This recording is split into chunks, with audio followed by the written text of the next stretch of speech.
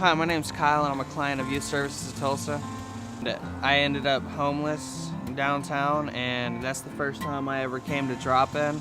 That's back when it was this building right here with this wonderful painting, which I spent so many hours just sitting there staring at, trying to make some kind of sense of it.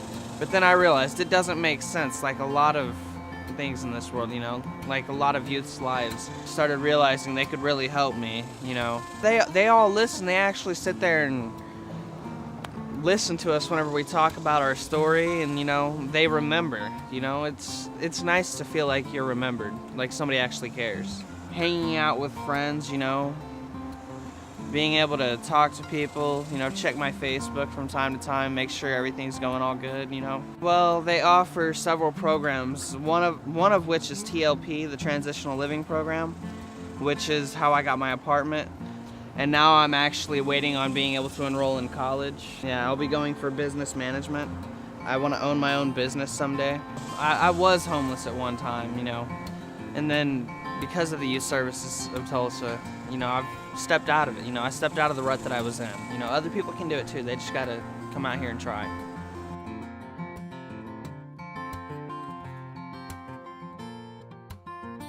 My name is Dwight Thomas. I'm a volunteer with Meals on Wheels, and I've been doing this for 4.5 years.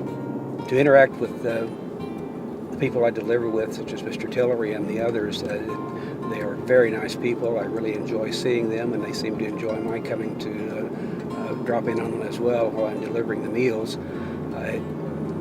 They are barely able to take care of themselves, and so this provides something that they need, a nutritious meal, and it makes their lives a little easier. People I deliver to are often living alone, and they don't have a lot of people to visit with. So when I arrive, often I'm greeted warmly and invited in to sit down and talk for a while. One man told me just recently, said, I haven't talked to anybody all day, maybe even all week. And it just really makes me feel good.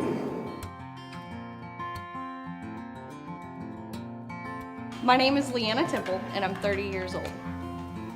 We had a situation at our house where my husband spanked one of my daughters with the belt and left a bruise on her leg. A couple of days later at daycare, the bruises were seen, and pretty immediately DHS came in and removed all of my children from our home. When I came here, I was desperate. I was desperate for help. I was desperate for somebody to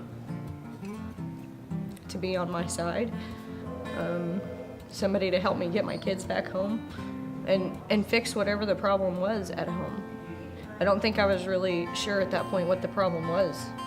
And I met Miss Francie, which was one of our instructors, and she did my intake, and I literally for the first time walked out of her office with hope. With some hope, with dignity, you know, and with respect that I hadn't been feeling in a long time. I came to be the mom that focused more on playing with them and, you know, not telling them every day that I love them, but showing them every day how much I love them and how much I will work to protect them and to make sure that it never happens again. Any situation where there's going to be kids involved, I think that the services, the classes, the information that they taught, that they teach is like none other. I'm Ken Busby with the Arts and Humanities Council of Tulsa, and I've been with the council for 10 years. 75% of all annual contributions to nonprofit organizations come from individuals. If it weren't for individuals, organizations like the Arts and Humanities Council of Tulsa and other many worthwhile organizations simply would not exist and be able to do what we do. But just as important as housing, as clothing, as shelter, the arts have to be there too, because the arts enrich us. The arts are what make us human, and the arts are what give us hope. I personally, outside of my organization, volunteer my time. I volunteer resources that I have available to help other organizations. That's how we make a successful community, is by individual donors getting passionate about something they believe in, causes they believe in, organizations that they believe in, and getting involved both with their time and their talent and their treasure. And together, we make the world a better place.